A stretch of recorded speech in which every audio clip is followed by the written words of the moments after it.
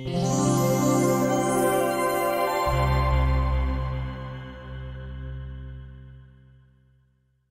ada penurunan fungsi tubuh 1%. Memang begitu. Kalau sudah sepuh itu memang penurunan fungsi tubuh itu lumrah. Tetapi bagaimana dia itu adaptif terhadap penurunan fungsi tubuh itu yang penting. Yang itu perlu dipelajari. Itu sebetulnya. Nah ini kira-kira penurunan fungsi tubuh nopo nih yang dirasakan Bapak Ibu di sini? Yang usia jelita lupa Bu, tapi tidak lupa suami ya Bu? Oh enggak. Insya Allah enggak ya, jadi ya enggak Alzheimer lah, ya lupa-lupa dikit. Misalnya mau ke dapur, si aku mau neng ini kan ngomong ya, nah itu ciri-ciri kepikunan itu Bu. Ada 3P, ciri kepikunan. Penurunan daya ingat, penurunan komunikasi, dan perubahan perilaku, itu khas sekali. Jadi penurunan daya ingat, sering lupa, ngomong-ngomong ya Allah gitu ya. Itu salah satu penurunan komunikasi. Atau a i u a, aduh ari amin, aduh jenengmu sapa ya Allah gitu ya. Itu salah satu. Kesulitan berbicara, atau yang dibicarakan itu saja. Terus masih apal aku mbak, harus dikono apa jenengan. Itu salah diulang-ulang betul. Perubahan perilaku, sering lupa, mudah marah, sensitif, tidak mau ikut kegiatan pengajian, kegiatan di gereja, nggak mau, sensitif karena merasa aku mau ekonomi dirasani tok, harus jangan, harus itulah pokoknya. Gitu kan. Nah ini terus saja Mbak, next. Nah inilah ada namanya sindrom 14I yang terjadi pada lansia. Sindrom 14I gitu ya. Nah ini Bapak Ibu di sini jangan-jangan wah aku sing ndi yo. Wah ketok aku ki sing anu iki. Sing pundi Pak? Sing kathah Pak? Nomor 10. Waduh. Karena apa? Kalau sudah mulai purna itu kan ada penurunan penghasilan deh, yang pensiunan hanya 30% gitu ya. Nah ini kita akan bahas satu-satu sebelum nanti. Nomor pinten Bapak Ibu yang banyak terjadi nih? 14 ya Allah, ini harus kayaknya ini perlu nanti ada semacam kelas tersendiri nih. Nanti kami akan mohon izin akan sharing tentang sekolah lansia yang barangkali Bapak Ibu juga bisa menularkan gitu ya informasi ini. Ya, sekolah lansia ini sebetulnya ini tadi mengenal 14 sindrom geriatri, 14I. Supaya apa? Lansia itu nantinya bisa adaptif. Kalaupun misalnya sekarang kita itu boyo atau misalnya apa ya, naik motor sebentar itu sudah badannya meriang-riang. Nah, itu bisa diatasi supaya tidak makin menjadi. Nah, itu yang penting. Kita akan bahas satu-satu, monggo Mbak. Nah, yang pertama, sindrom imobilisasi. Okay. Imobilisasi itu karena kurang gerak. Yang namanya sudah sepuh itu kan gini, lenggah, sare. Waktu saya punya cerita waktu saya di Okinawa. Okinawa itu terkenal sebagai healthy island di Jepang. Di sana itu lansianya itu rata-rata usianya 90 tahun, 100 tahun itu banyak. Karena apa? Jadi Bapak Ibu di sini jangan khawatir. Pada saat usianya misalnya tadi, aku umur 60, 50, boten nopo-nopo. Karena kalau di Jepang yang dipakai adalah bukan usia biologis, tapi usia fisik atau usia sel. Kenapa di Jepang itu kok banyak lansia itu 100 tahun? Mereka kok masih kuat lari? Nek jenengan kan lari dari kenyataan ya Bu. Kuat, kenceng banget nek lari dari kenyataan, apalagi lari dari masalah. Mau ngiprit. Gini kok Pak. Kalau lansia di Okinawa itu pada saat mereka tuh dites selnya, usia sel. Meskipun usia mereka itu 100 tahun, bisa jadi usia selnya baru 40 tahun. Makanya mereka kuat lari. Itu sebetulnya. Jadi sebetulnya yang dilihat adalah selain usia biologis kita, tanggal lahir pinten, tahun pinten, ngaten nggih. Tapi dari aspek kesehatan yang terpenting adalah usia sel. Ibaratnya seperti mobil Bapak Ibu. Meskipun mobilnya pun wis tua Pak. Barang antik. Barang antik. Tapi onderdilnya itu masih bagus. Ini Bang Ketok saka Jowo iki glowing. Wah, Mbak iki kinyis-kinyis jebolane jompo. Nah, itu kan. Milih sing pundi, Pak? Milih sing pundi? Kasih original. Oh, Pinter Bapak ya. Jadi dari luar bagus, dalamnya juga bagus ya Pak. Nah ini yang penting sebetulnya gitu ya. Jadi panjenengan Bapak Ibu di sini meskipun usianya sudah kepala 4, kepala 5 nggak apa-apa. Siapa tahu usia selnya jenengan Ibu iso pinter Bu. 54. Loh kok seperti 36 Bu?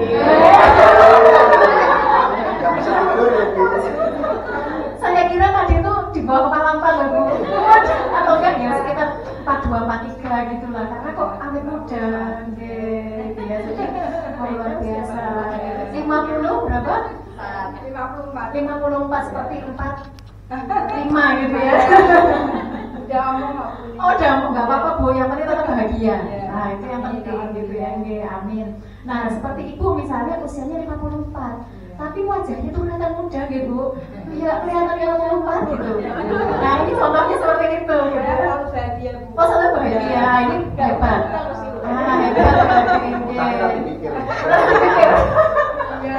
Betul Pak. Jadi salah satu kunci kebahagiaan ya mikir boleh ini sebentar saja. Ada cara namanya coping stress. Jadi pada saat kita di sekolah lansia diajarkan itu. Jadi sebetulnya pengelolaan stres itu hanya ada 2 caranya. Yang pertama itu fokus pada solusi. Kalau panjenengan memang bisa menyelesaikan. Kalau tidak bisa, fokus pada emosi. Coping stress itu hanya ada 2, pengelolaan stres. Fokus pada penyelesaiannya. Misalnya saya ada hutang, rampungke. Nek ora iso rampungke, apa Bu? Fokus pada emosinya supaya kita tidak stres. Karena kalau stres, metabolisme tubuhnya tidak sempurna gitu ya, sehingga membuat kita sel-sel kita cepat rusak. Wajahnya kelihatan lebih tua dari usia, sel tubuhnya lebih tua dari usia biologisnya. Nah itu. Jadi sebetulnya pengelolaan stres itu hanya ada 2, pengelolaan solusinya dirampungke atau emosi. Emosi itu bisa pakai cara nafas dalam.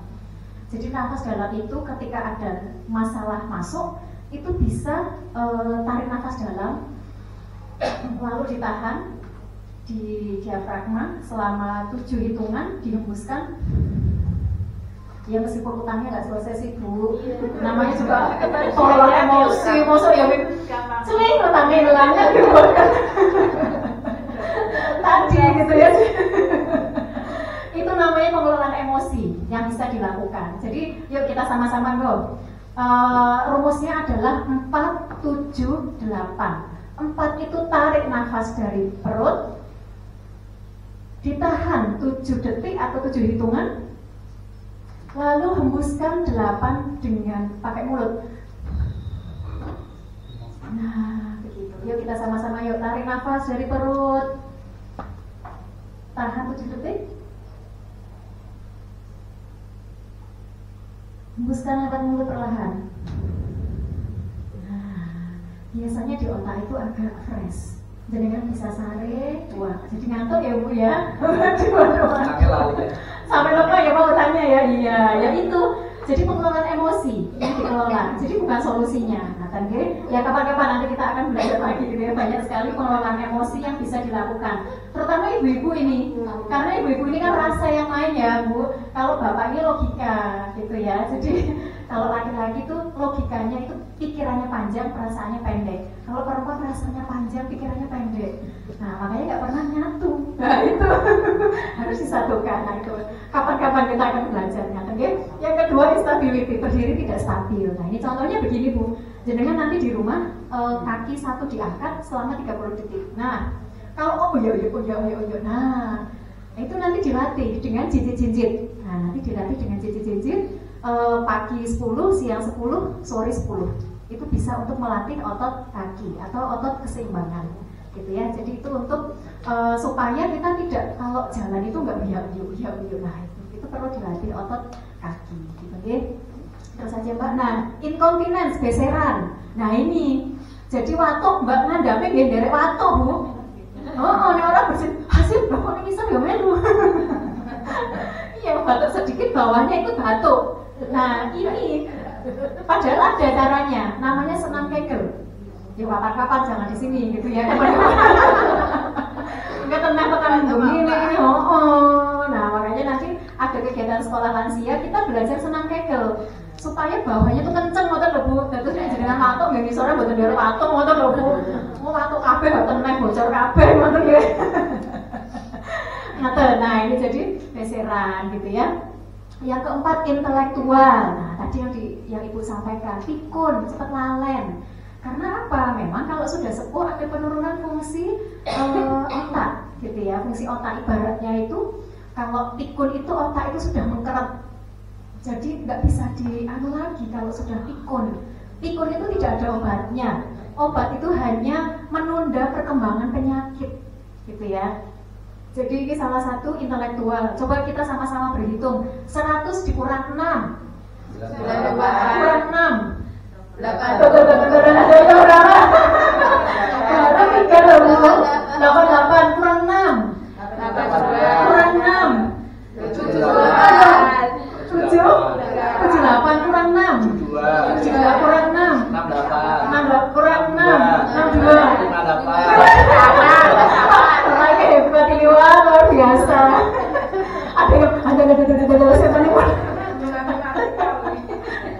Itu salah satu terapi supaya tidak cepat pikun. Ada namanya tongue terapi atau senam lidah. Saya dulu belajar waktu saya di Busan. Waktu itu saya di rumah sakit Incheon Hospital. Incheon Hospital itu salah satu rumah sakit khusus lansia. Waktu itu saya belajar tentang senam lidah atau terapi senam lidah. Kapan-kapan Ibu, ini waktunya sudah siang gitu ya, nanti ada di kurikulum sekolah lansia akan kita pelajari. Yo senam lidah itu sebetulnya melet-melet Bu. Mungkin atau itu. Tapi ada cara orang itu. Bosan mau menekonya mau. Ada caranya, namanya tongue terapi atau terapi senam lidah supaya tidak cepat pikun. Nah itu ada karena lidah ada kaitannya dengan saraf gitu ya. Nah itu salah satunya terapi. Nah, kemudian infeksi. Nah ini mudah terinfeksi kalau sudah sepuh itu gitu ya. Karena memang menurunnya imunitas tubuh. Ada penurunan imunitas tubuh sehingga ya itu tadi cepat demam, cepat tidak enak badan gitu ya. Hal semacam itu. Terus yang selanjutnya impairment of hearing and vision gitu okay? Jadi ada penurunan gangguan pendengaran penglihatan. Nah ini pendengarannya jadi berkurang, penglihatan gitu ya. Makanya kenapa lidah kalau sudah sepuh biasanya rodok nopo gini boso Jogja niku tawar. Jadi merasakan asin itu kok asin-asin. Padahal buat kita itu sudah asin. Karena lidahnya itu sudah mulai makanya sudah tidak enak gitu kalau sudah lansia itu gitu ya. Penurun penciuman gitu. Nah itu terus aja Mbak, isolasi. Nah ini isolasi itu maksudnya mereka itu sudah mulai sensitif. Itu tadi yang saya sampaikan. Jadi kalau semakin tua itu malas ikut pengajian. Gereja aku nek gereja ning omah bae lah ya padha wae biyen yo online ning omah. Ngoten misalnya gitu ya. Malas ke masjid. Aku ning masjid kok dirasani tok nek kono rupa helek. Padahal mboten rasane deknen. Padahal nek bisik-bisik yo dikira rasane aku kayak itu. Rasanya itu sensitif gitu karena memang ada beberapa hormonal, terutama hormon oksitosinnya menurun. Hormon endorfin. Kalau orang tidak bisa bahagia, itu karena hormon endorfinnya itu rendah, Bu. Hormon endorfin itu yang hormon yang membuat bahagia. Misalnya seperti ini tadi, Ibu tertawa, seneng Ibu. Nah, tertawa itu membuat hormon endorfinnya meningkat. Hormon kortisolnya itu lepas. Makanya kenapa olahraga itu penting. Nah, olahraga bareng apa? Senam. Seneng buatan Bu? Seneng ya? Oke, coba kalian utangi. Ini baru ketekan rumah juga dengan mana itu yang kan nggak terampung soalnya. Gitu ya, terus aja Mbak. Nah, Indonesian kurang gizi ya. Kurang gizi itu karena tadi indera pengecap itu mulai mengalami penurunan. Jadi nggak enak. Makanya waktu saya di Jepang itu kan nggak boleh ada micin gitu ya. Waktu itu ada Ajinomoto buat lansia gitu ya. Nah itu akhirnya sama pemerintah Jepang itu boleh. Jadi Ajinomoto itu diturunkan. Karena kalau nggak pakai Ajinomoto, lansia itu nggak doyan lidah. Itu, iya kalau di Jepang itu kan nggak enak Bu makanannya, hambar semua. Iya rasanya nggak kayak di sini micinnya enak banyak gitu ya. Bahkan profesor promotor kami dari Jepang saya ajak ke Jogja makan gorengan di pinggir jalan. Wah lidah, tapi mumpet karena pakai micin. Karena kalau di Jepang itu nggak ada micin. Iya, jadi Prof. Kanke Ogawa saya bawa ke Indonesia, saya ajak makan. Karena tempe di sana itu kan tempenya tuh beda, rasanya hambar. Nah setelah makan tempe di sini, wah enak sekali endah ini tempenya. Loh iyalah, terus nang pinggir dalan kena debu, lek mulai ini boten ngambil kaos tangan, boten dia mau mati gurih. Ah itu yang nggak ada di Jepang gitu ya, micinya banyak, gitu. Vitaminnya banyak gitu ya. Nah, ini salah satunya. Terus coba nanti tidak banyak guyon saya. Nah iatrogenik gitu ya, jadi banyak obat. Karena apa? Kalau lansia kena hipertensi atau pril itu harus setiap hari. Jantung itu menunjuk obatnya seumur hidup ya Bu. Meskipun sudah pasang ring harus menunjuk obat seumur hidup. Penyakitnya macam-macam. Tadi bahkan data Kementerian Kesehatan menyampaikan 1 dari 4 lansia itu sakit. Nah ini sakitnya macam-macam. Nah yang Bapak Ibu di sini aja jangan-jangan mah kagungan, kadang kumet tanggal tua, dan kumetnya juga jum. Nah coba nanti Bapak Ibu kalau ke mall ataupun di jalan tangga gitu itu salah satu melihat tingkat kerentanan kita. Kalau nanti jalan naik tangga 10 trep kok ngos-ngosan, nah itu perlu dilakukan olahraga. Kalau enggak nanti panjenengan sepuh itu makin jompo. Betul itu. Nanti dicoba deh. Kalau naik 10 tangga kok kita tuh ngerasanya aduh mumet gede oleng-oleng gitu. Itu tanda-tanda namanya frailty, tanda-tanda kerapuhan. Kerapuhan pada apa? Otot kaki kita dan pernafasan. Itu nanti dicoba di rumah atau pas naik tangga 10 trep. Kalau 10 itu sudah tidak bisa maksudnya kok ngos-ngosan banget. Itu kita itu sudah mulai mengalami kerapuhan. Oke, nah atau jalan kaki 50 meter. 100 meter ki wis aduh aku harus mampu iki. Tolong ambulan.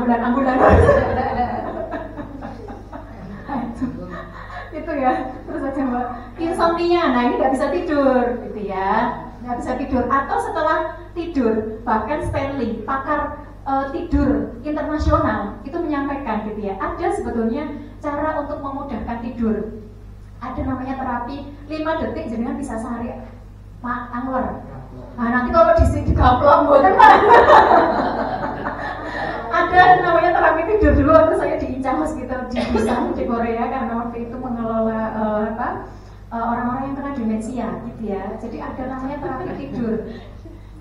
5 detik jenengan bisa sehari. Tapi kalau saya ajarkan di sini nanti kudu sehari semua. Waduh, repot ini. Kapan-kapan deh. Insomnia gitu ya. Lalu imunodefisiensi gitu ya, penurunan daya tahan tadi seperti halnya berkaitan dengan infeksi gitu ya, karena memang lansia itu mengalami penurunan fungsi tubuh. Terus saja Mbak. Nah, infection atau sulit buang air besar. Kalau sulit buang air besar guys, mungkin bisa olahraga, jalan kaki supaya metabolisme dalam tubuh itu ya dia bekerjanya optimal gitu ya. Makanya kenapa kalau pasien-pasien yang hanya rebahan saja gitu ya, itu biasanya BAB seminggu sekali karena memang tidak aktivitas fisik. Makanya kalau ada yang BAB-nya tidak tiap hari, jalan kaki saja. Jalan kaki setiap pagi gitu ya, 10 menit, 15 menit gitu ya, supaya metabolismenya lancar. Terus saja impotensi. Nah ini kalau cerita ini nanti nggak selesai Bu. Ya bahkan kami ada kurikulum sekolah lansia tentang kesehatan reproduksi laki-laki perempuan. Wah wis pokoknya Pak Aris punya obatnya. Oh jawabannya ya. Jangan-jangan pakarnya ini. Wah sebenarnya saya Pak, sampai kambing muda. Oh iya. Jadi yang laki-laki yang sepuh itu makin naik, yang perempuan itu makin turun karena hormonalnya turun ya. Nah itu ketemunya gimana? Nah ini gimana ini Pak? Ada yang punya Pak, nanti kawan-kawan ya Pak, nanti dia susah. Ya, obatnya. Kok nambah ini gimana ya? Ya terus saja. Jadi tadi Bapak Ibu terus saja successful aging ada sindrom 14I yang terjadi pada lansia gitu ya. Makanya perlu menua dengan sukses. Kalau menurut WHO itu ada 3 indikator menua dengan sukses gitu ya. Karena ini kesehatan jadi kita rujukannya itu WHO dan Kementerian Kesehatan itu ada 3 meskipun banyak sekali gitu ya. Dari aspek fisik terhindar dari penyakit dan kecacatan. Kalaupun ada sakit ya nggak nambah gitu, nggak nambah penyakit gitu ya. Sebetulnya kalau konsep WHO yang baru yang sekarang sedang dilakukan adalah adaptif terhadap proses penuaan. adaptif terhadap penyakit. Makanya ada namanya terapi SEF, Spiritual Emotional Freedom Technique, menggabungkan dari aspek emosi dan spiritual. Karena apa? Banyak penelitian yang kami baca di beberapa jurnal, bahkan waktu itu kami juga meneliti, kalau orang tua sakit, obat itu hanya menyembuhkan tidak lebih dari 20% penyakit. Emosi itu tidak lebih dari 80%. Tapi ada namanya aspek spiritual, Bapak Ibu. Kalau semakin tua spiritualnya semakin bagus, maka meskipun dia sakitnya macam-macam, dia tetap enjoy dan bahagia. Karena spiritual itu, bahkan spiritual di derajat itu sampai 90%. Bisa, ya memang sakitnya tidak sembuh, tetapi dia bisa adaptif. Nah ini yang penting sebetulnya. Karena namanya sepuh itu ada penurunan tadi, 14 ini itu tidak bisa dihindari, hal semacam itu memang ada penurunan. Tetapi bagaimana kita tuh enjoy gitu loh, meskipun loro ini tetap bahagia dan tetap menikmati. Nah itu ada namanya spiritual emotional freedom technique gitu ya, kapan-kapan gitu ya, nanti ada di pembelajaran. Nah kami diamanahkan dari Kementerian Kesehatan untuk memberikan sosialisasi tentang kenapa sih kok harus ada pendidikan, kenapa kok harus ada pesantren gitu ya, kok dadak sinau barang, meskipun sepuh kok dadak sinau ki nggo mopo gitu ya. Sekolah lansia itu kok toh yo ijazahnya mboten sampai di sekolah ke ya Bu. Meskipun panjenengan itu nanti lulus sampai S3 ya nggak bisa sekolah ijazahnya gitu ya. Tapi minimal perlu ilmu. Bahkan waktu saya dulu ngasuh kawruh di Kyushu University di Jepang, saya sampai belajar tentang gerontologi itu sampai berapa SKS ya, hampir 32 SKS tersendiri gitu ya, belajar. Banyak gerontol. Berapa SKS ini Pak? Banyak ya Pak ya. Terus aja di slide selanjutnya. Jadi memang yang namanya menjadi lansia itu butuh ilmu. Ibaratnya begini, Bapak Ibu yang ingin dulu gitu ya, oleh orang tua kita sekolah, itu kan supaya nanti dapat pekerjaan yang bagus ya Bu. Nah untuk jadi lansia yang sukses itu juga butuh ilmu, butuh ikut kegiatan, bisa ikut kegiatan di masyarakat, bisa ikut pesantren. Itu tadi kami sampaikan bahwa spiritual itu punya kendali yang cukup tinggi terhadap proses penuaan gitu ya. Jadi, nah ini si Mbak Mijem, ini usianya sudah 106 tahun. Ini luar biasa, ini yang di depan-depan ini usianya sudah di atas 85 tahun. Tapi semangat sekolah, sekolahnya sebulan 2 kali. Iya, sekolahnya sebulan 2 kali gitu ya. Jadi memang kegiatan-kegiatan bagaimana mereka itu bisa terus berdaya guna di masyarakat. Nah, ini kegiatannya bisa dilaksanakan di dilaksanakan di posyandu lansia, posbindu, atau kelompok BKL, atau majelis taklim juga bisa, gitu ya. Ataupun di kelompok-kelompok PKK, bahkan sekarang di perumahan saya itu ada PKK gawe sekolah lansia. Nah, nimbang cuma rumpi ya Bu ya, nunggu di kocokan biasanya kan gitu ya. Nah, ya saya juga ikut arisan gitu. Jadi ada nunggu di kocokan sambil sekolah, ada kurikulumnya, ada narasumbernya, begitu ya. Terus saja. Terus nah ini saya bawa lansia dari dusun di TV gitu ya, sampai belum pernah naik pesawat. Saya bawa 2 orang ini naik pesawat, satu pesawat disalami semua Bu, seperti di masjid gitu, mbah, terus nggak mau duduk di belakang. Saya pokoknya ya linggu nengke Bu Endang, mau aku neng buri. Waduh ini gimana pramugarinya datang. Simbah kan nggak duduk di belakang. Mau aku mau di gunung ngarep, aku biasanya nih masjid ngarep. Akhirnya saya bilang, Mbah, tujuannya ke pundi? Jakarta, nih Jakarta mau temengking. Oh, iya di belakang baru mau. Iya gitu jadi. Wah masya Allah Simbah 2 ini karena nggak pernah sekolah. Jadi nggak pernah SD gitu ya. Nah itu kebetulan diundang di Hitam Putih waktu itu naik lift. Kami waktu itu naik lift karena di hotel bintang 5. Nah kok copot sandal. Nah naik lembah sandalnya putih. Nah kan dicopot Bu Endang.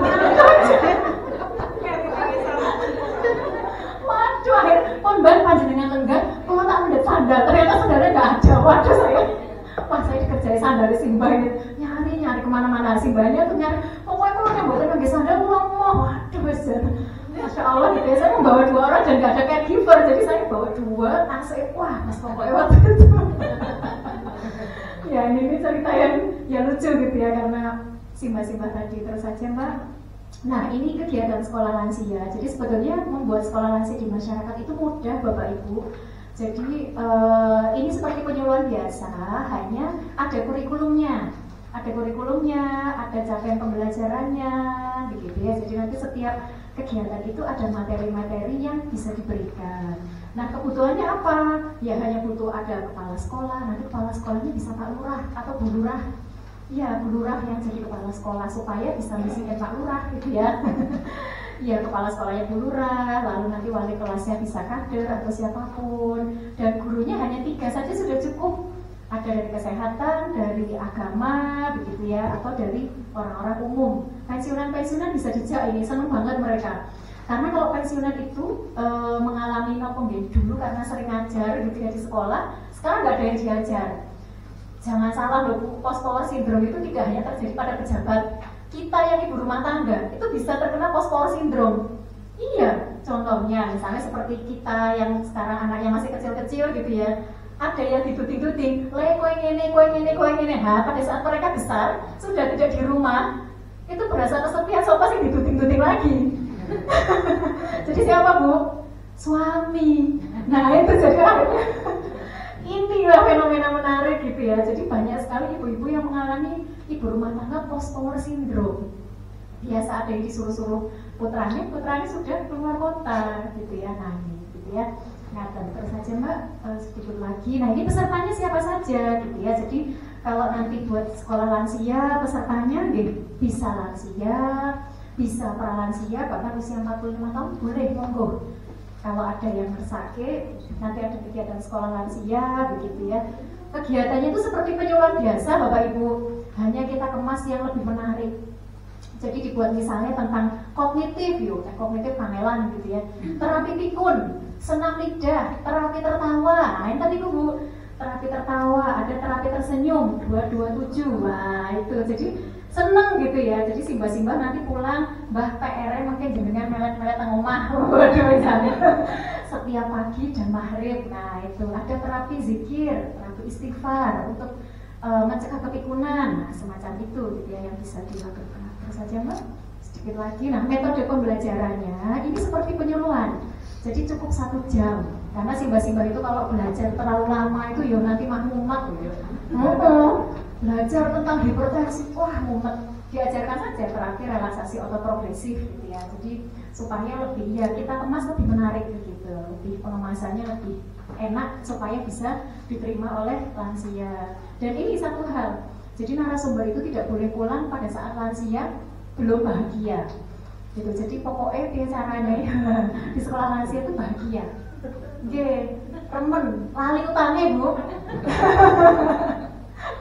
Menghipnotis utangnya, meskipun nanti sampai rumah ya lupa lagi gitu ya. Jadi ini memang konsep active aging in place gitu ya. Jadi memang kegiatan-kegiatan di masyarakat supaya nanti sebetulnya ini efektifnya sepekan sekali. Nanti misalnya ada yang sepekan sekali dibuat kelompok-kelompok kecil gitu ya. Nanti ada mentornya 1 orang yang akan mendampingi gitu ya, selain memang ada klasikal. Terus saja Mbak, jadi memang levelnya ada S1, S2, S3. Waduh gitu ya. Standar 1 nanti pakai toga kalau udah lulus gitu ya. Standar 2 nanti juga wisuda lulus. Nah, nanti setelah lulus menjadi pengajar sekolah lansia yang lain. Bahkan kami punya siswa itu di Gunung Kidul, ada 50 siswa, 90% nggak bisa baca tulis Bu. Iya, tapi mereka sekarang sedang menempuh standar 3, waduh S3 gitu ya. Jadi ya apa gitu, iya itu 90% nggak bisa baca tulis. Bahkan waktu saya ngajar di sana, kalau saya mau ngajar, karena saya ini gitu, kalau ngajar itu kan harus disertai jurnal penelitian, ada evidence base-nya. Sampai sana saya sudah siapkan slide, ternyata nggak bisa baca tulis. Jadi si Mbak itu kan ngomong-ngomong tok, ini ngopo, ternyata nggak bisa baca. Malah tiba saya nyiapin slide sampai jurnal-jurnal internasional, saya langsung beli rasa moco. Waduh bejan. Akhirnya saya ajak tepuk-tepuk tok gitu ya. Tepuk nyanyi begitu ya. Yang penting mereka bahagia. Nah ini kurikulumnya sudah ada gitu. Nanti bisa dimodif sesuai dengan kebutuhan yang ada di wilayah ini. Terus saja Mak, kayaknya sudah habis. Nah, proses belajar mengajar terus saja. Terus, iya. Nah, ini kegiatannya hanya 1 jam sampai 2 jam, gitu ya. Jadi memang ini kegiatan di masyarakat. Terus saja. Ya, yang terakhir ini tentang wisuda. Waduh, ini yang dinanti-nanti ini wisuda sekolah lansia, gitu ya. Jadi memang selama ini kegiatan inilah untuk menghargai para simbah-simbah kita yang selama ini kok tidak dirangkul, gitu ya. Nah, ini salah satunya upaya untuk membuat mereka bahagia. Oke, sudah habis ya Pak ya? Iya. Sampai? Sudah habis nih. Oke, Bu pilih makatan Bapak Ibu yang bisa kami sampaikan. Nanti jadi memang konsepnya adalah Bapak Ibu di sini nanti pada saat kegiatan pemeriksaan kesehatan Bapak Ibu lah yang nanti mendampingi kegiatan screening. Nanti setelah ini akan diberikan materi oleh Pak Solikin, gitu ya, tentang pemeriksaan kesehatan, caranya gimana dan sebagainya nanti akan dijelaskan dan nanti Bapak Ibu lah yang akan melakukan. Ya. Bu pilih mekaten yang bisa kami sampaikan. Oh, ada tepuk lansia sehat belum ya Mbak? Oh iya, yuk kita sama-sama tepuk yuk untuk mengakhiri. Jadi, nah itu sudah ada ya. Jadi seperti ini. Tepuk lansia sehat. Aku lansia sehat, aktif, produktif, bahagia selamanya. Yes, yes, yes. Nah, itu gitu ya. Itu seperti tepuk anak soleh, Bu. Anakku, anak soleh gitu ya. Rajin sholat, rajin ngaji. Yuk biar senang. Yuk kita sama-sama yuk Pak, Bapak Ibu yuk. Tepuk lansia sehat. Aku lansia sehat, aktif, produktif, bahagia selamanya. Yes, yes, yes. Tepuk tangan untuk kita semua. Ya. Oke, mekaten yang bisa kami sampaikan. Mohon maaf banyak kekurangan. Assalamualaikum warahmatullahi wabarakatuh.